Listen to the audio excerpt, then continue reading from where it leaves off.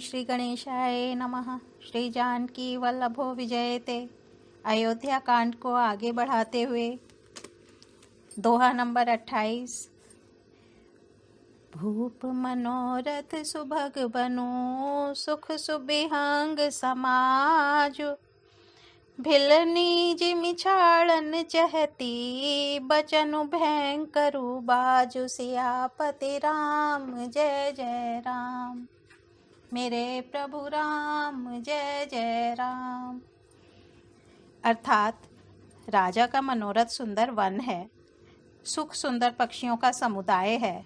उस पर भीलनी की तरह कैकई अपना वचन रूपी भयंकर बाज छोड़ना चाहती है।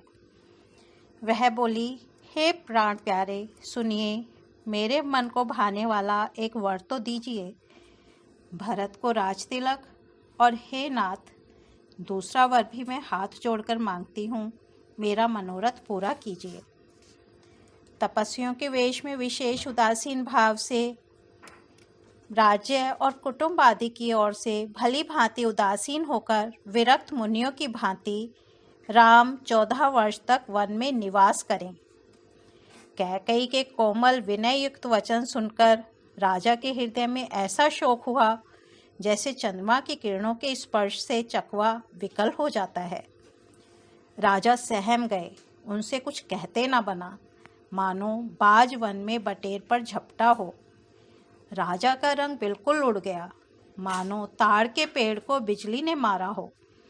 जैसे ताड़ के पेड़ पर बिजली गिरने से वह झुलसकर बदरंगा हो जाता है, वही हाल राजा का हुआ। माथे पर हाथ रखकर दोनों नेत्र बंद करके राजा ऐसे सोच करने लगे मानो साक्षात सोच ही शरीर धारण कर सोच कर रहा हो। वे सोचते हैं, हाय, मेरा मनोरथ रूपी कल्पवृक्ष फूल चुका था, परंतु फलते समय कैकई ने हथिनी की तरह उसे जड़ समेत उखाड़कर नष्ट कर डाला। कैकई ने अयोध्या को उजाड़ कर दिया और विपत्ति की अचल सुदृढ़ नींव डाल दी। कवने अवसर का भयऊ, गयऊ नारी विश्वास। जोग सिद्धि फल समय जिमी, जतहि अविद्या नाश। सियापति राम जय जय राम, मेरे प्रभु राम जय जय राम। किस अवसर पर क्या हो गया? स्त्री का विश्वास करके मैं वैसे ही मारा गया जैसे योग की सिद्धि रूपी फल मिलने के समय योगी को अविद्या नष्ट कर देती है। इस प्रकार राजा मन ही मन झींक रहे हैं। राजा का ऐसा बुरा हाल देखकर दुर्बुद्धि कैकई मन में बुरी तरह से क्रोधित हुई और बोली, क्या भरत आपके पुत्र नहीं है? क्या मुझे आप दाम देकर खरीद कर लाए हैं? क्या मैं आपकी विवाहिता पत्नी नहीं हूँ? जो मेरा वचन सुनते ही आपको बाण सा लगा, तो आप सोच समझकर बात क्यों नहीं करते? उत्तर दीजिए, हाँ कीजिए, नहीं तो ना ही कर दीजिए। आप रघुवंश में सत्य प्रतिज्ञा वाले प्रसिद्ध हैं। आपने ही वर देने को कहा था, अब भले ही ना दीजिए। सत्य को छोड़ दीजिए और जगत में अपयश लीजिए। सत्य की बड़ी सराहना करके वर देने को कहा था, समझा था कि यह चबेना ही मांग लेगी। राजा शिबी, दधीची और बलि ने जो कुछ कहा, शरीर और धन त्याग कर भी उन्होंने अपने वचन की प्रतिज्ञा को निभाया। कैकई बहुत ही कड़वे वचन कह रही है, मानो जले पर नमक छिड़क रही हो। धर्म धुरंधर धीर धरी, नयन उघारे राय। सिरु धुनि लीन्ही उसास असी, मारे सि मोहि कुठाए। सियापति राम जय जय राम, मेरे प्रभु राम जय जय राम।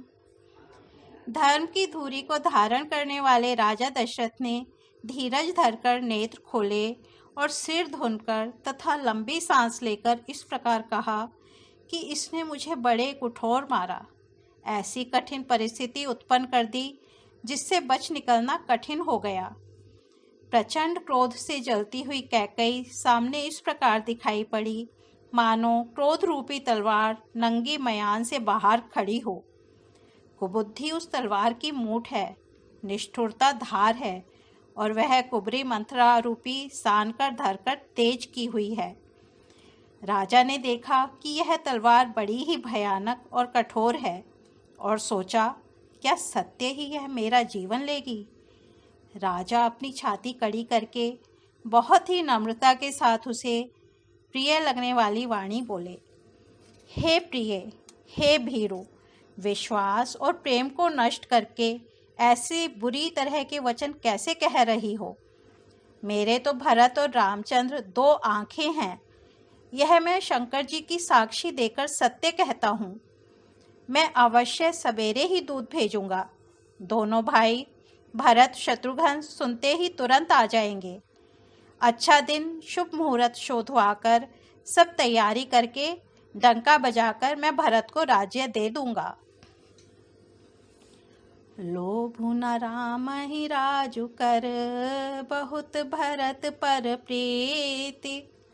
मैं बड़ छोट बिचारी जियँ, करत रहूं नृप नीति। सियापति राम जय जय राम, मेरे प्रभु राम जय जय राम।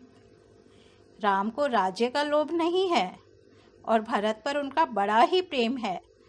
मैं ही अपने मन में बड़े और छोटे का विचार करके राजनीति का पालन कर रहा था, इसलिए बड़े को राज तिलक देने जा रहा था। राम की 100 बार सौगंध खाकर मैं स्वभाव से ही कहता हूँ कि राम की माता कौशल्या ने इस विषय में मुझसे कभी कुछ नहीं कहा।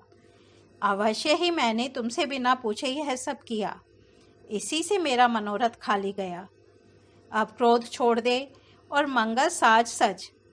कुछ ही दिनों बाद भरत युवराज हो जाएंगे।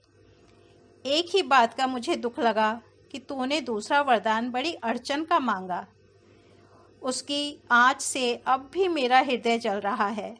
यह दिल लगी में, क्रोध में अथवा सचमुच में ही वास्तव में सच्चा है? क्रोध को त्याग कर राम का अपराध तो बता। सब कोई तो कहते हैं कि राम बड़े ही साधु हैं।